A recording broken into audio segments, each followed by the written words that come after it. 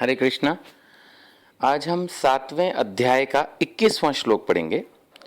ये श्लोक हमें ये बताता है कि अगर हम भगवान की भक्ति छोड़कर देवी देवताओं की पूजा करना शुरू करें या मन में ऐसी इच्छा लाएं कि हम किसी अमूक देवी देवता की पूजा करें, जैसा कि श्रील प्रभुपाद अपने परपट में भी बता रहे हैं कि कई बार हमें कुछ बीमारियां होती हैं या मन में कुछ इच्छा होती है किसी चीज़ को पाने की, तो भगवान ने सभी इच्छाओं के लिए, जैसे रोग से मुक्ति के लिए, धन के लिए, शिक्षा के लिए, ऐश्वर्य के लिए, ताकत के लिए, हर चीज़ के लिए अलग अलग देवी देवता बनाए हैं।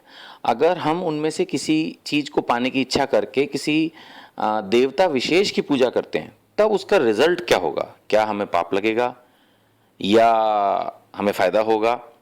भगवत गीता सभी प्रश्नों का उत्तर देती है। आइए इस श्लोक को समझें कि भगवान ऐसी स्थिति में क्या करते हैं जब हम किसी चीज को पाने के लिए किसी देवता विशेष की पूजा करने की इच्छा करते हैं या पूजा करते हैं।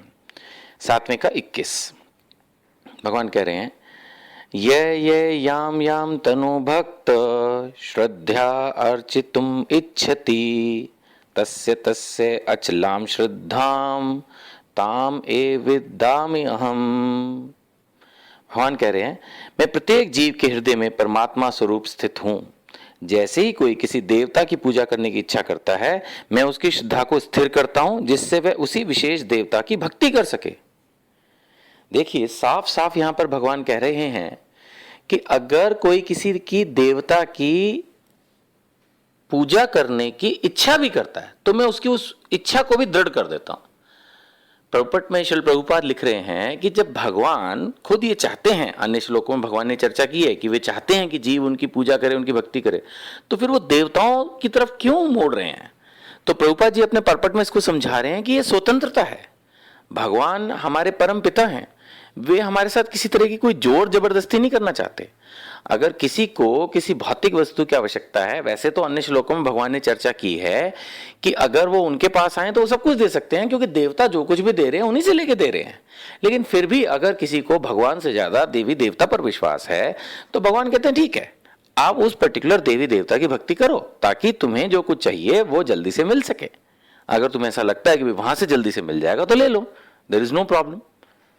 ये बिल्कुल ऐसा ही है जैसे माना हम वाइफ को बोले खाना बनाओ और वाइफ खाना बनाएगी माना घंटे में, डेढ़ में। अगर किसी को ज़्यादा जल्दी है या उसको लगता है भी इससे ज़्यादा अच्छा तो मैं बाहर से रेस्टोरेंट से खाना ऑर्डर करके मंगा लूंगा, तो वाइफ बोलेगी ठीक है मंगा लो, तुम्हारे को अगर इसी में अच्छा लगता है तो मंगा लो। It's just like this, freedom है। ऐसे ही भगवान ने फ्रीडम दी हुई है कि अगर आप किसी देवी देवता की भक्ति करने की इच्छा करते हो तो ये नहीं कि कोई पाप लग रहा है। यहाँ पे ऐसा नहीं लिखा भगवान ने कि मैं उसको कष्ट देता हूं या दंड देता हूं, नहीं। रादर भगवान कह रहे हैं ठीक है, अगर आप किसी देवी देवता की भक्ति करना चाहते हो तो मैं उसमें उसी में उसको दृढ़ कर देता हूं, उसकी श्रद्धा को स्थिर कर देता हूं। क्योंकि जब तक श्रद्धा स्थिर नहीं होगी तब तक तो एक दिन कुछ, एक दिन कुछ, एक दिन कुछ। तो किसी पर्टिकुलर देवी देवता की भी अगर इच्छा करता है कोई व्यक्ति तो उसकी उस श्रद्धा को भगवान स्थिर कर देते हैं। अब यहां पर यह आ जाता है कि जो वैष्णव भक्त हैं वो इस बात को थोड़ा सा ध्यान से सुने और समझें कि इस श्लोक का क्या अर्थ है। एक वैष्णव भक्त हमेशा अपने आप को सिर्फ कृष्ण की भक्ति में स्थिर रखना चाहता है। अब क्योंकि वो चाहता है कि सिर्फ कृष्ण की भक्ति करे, और अगर उसके मन में कोई अभिलाषा आती है ऐसी जो कि किसी देवी देवता की पूजा से मिलती है, उसको ऐसा लगता है, तो ऐसा करने से उसकी जो श्रद्धा है वो किसी पर्टिकुलर देवी देवता में शिफ्ट हो सकती है, और ऐसे में कृष्ण की भक्ति उसकी या तो कमजोर हो सकती है या छूट सकती है। तो इसमें ये रिस्क है। इसलिए हमारे मन में अगर कोई भी अभिलाषा हो तो हमें सिर्फ भगवान श्री कृष्ण से ही उसको मांगना चाहिए। यही इस श्लोक का तात्पर्य है। हरे कृष्णा।